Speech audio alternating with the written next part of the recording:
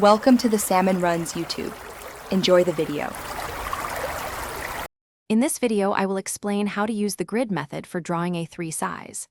This fantastic technique simplifies complex images by breaking them into manageable parts.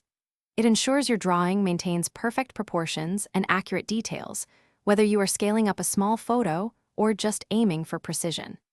It's a foundational skill that builds confidence in your artistic journey, making large-scale projects much less intimidating and more enjoyable. First, prepare your reference image by printing it to a size that works for you.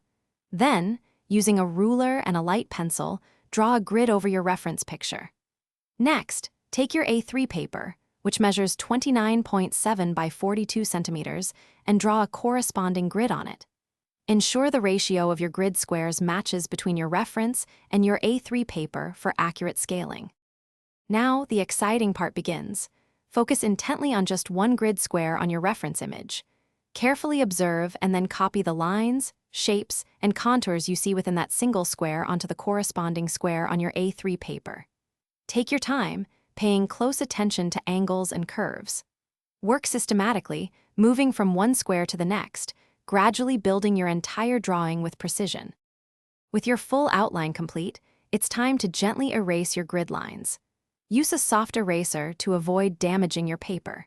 Now, you can begin adding all the wonderful details, textures, and shading to bring your drawing to life. Remember to step back often to view your artwork from a distance, ensuring overall proportions and making any final adjustments for a truly polished and realistic finish.